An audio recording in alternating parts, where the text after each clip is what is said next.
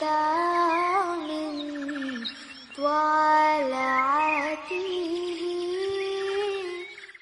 السلام علیکم ورحمۃ اللہ وبرکاتہ۔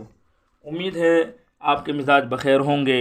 دوستو، آج ہم جو ویڈیو بنا رہے ہیں وہ انگلینڈ کی خاتون اول کوئین آف دا برٹین ملکہ ایلزابیتھ دوم کے تعلق سے، جن کا بھی حال ہی میں انتقال ہوا ہے، چند روز پہلے جو انتقال کر گئی ہیں۔ ہم ان کے بارے میں اس ویڈیو میں بات کریں گے کہ آخرکار ان کا شجرہ نسب کیا تھا۔ چلیے دیر نہ کرتے ہوئے ہم شروع کرتے ہیں۔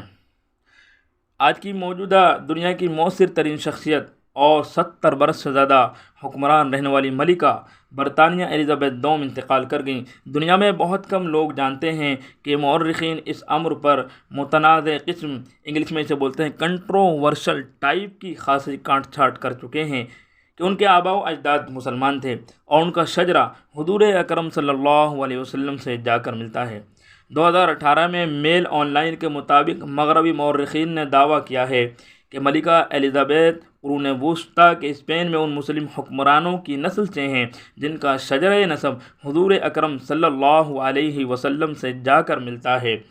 مورخین کا کہنا ہے کہ قرون وسطیٰ کے اسپین کے یہ حکمران حضرت حسن رضی اللہ عنہ کی نسل سے تھے، جو حجاز مقدس سے اسپین منتقل ہوئے اور وہاں حکومت کی۔ ان میں ایک بادشاہ کا نام المعتمد بن عباد تھا۔ اس کی ایک بیٹی شہزادی زاہدہ تھی جو والدین کے ساتھ اسپین کے شہر اشبیرہ، جس کو آج سیوائل کہتے ہیں، اس میں رہتی تھی۔ اس دعوے کے حساب سے وہ سیدانی تھی، جن کو آج ہم سادات کہتے ہیں۔ یہ 11ویں صدی عیسوی کا واقعہ بتایا جاتا ہے کہ جب یہ شہزادی اشبیرہ یعنی سیوائل سے چلی گئی اور اس کے بعد اس نے عیسائیت قبول کر لی۔ مورخین کا دعویٰ ہے کہ ملکہ برطانیہ اسی شہزادی کی نسل سے ہے۔ یہ بھی کہا جا رہا ہے کہ اسپین کے پرانے ریکارڈ سے بھی مورخین کے اس دعوے کی تصدیق ہوتی ہے، اور مصر کے سابق یعنی پورو مفتی اعظم علی گوما بھی اس بات کی تصدیق کر چکے ہیں۔ واضح رہے کہ شروعاتی طور پر یہ دعویٰ 1986 میں برطانوی ادارے ڈپارٹمنٹ کے برک پیریج نے کیا تھا۔ یہ ایک برطانوی ادارہ ہے۔ یہ وہ ادارہ ہے جو برطانوی شاہی خاندان کا ریکارڈ رکھنے کا ذمہ دار ہے، یعنی جو شاہی خاندان ہے اس کے شجرہ نسب کو محفوظ رکھتا ہے۔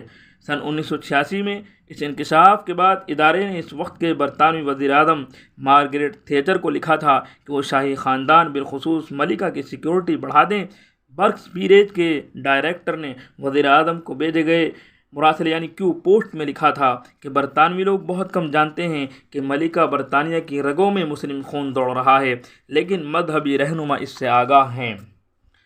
انتہا پسندوں یعنی ٹیررسٹوں سے ملکہ کو خطرہ ہو سکتا ہے، جس کے لیے ان کی سیکورٹی میں اضافہ کرنا لازمی اور ضروری ہے۔ بہرحال ملکہ نے ایک بھرپور زندگی گزاری۔ اس کی بخشش کے دائرۂ کار ہمارے معاملات میں نہیں آتے، یعنی اس کی بخشش کے معاملات ہمارے دائرۂ کار میں نہیں آتے ہیں۔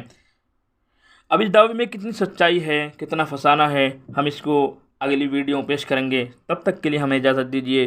شکریہ۔ وما علینا الا البلاغ۔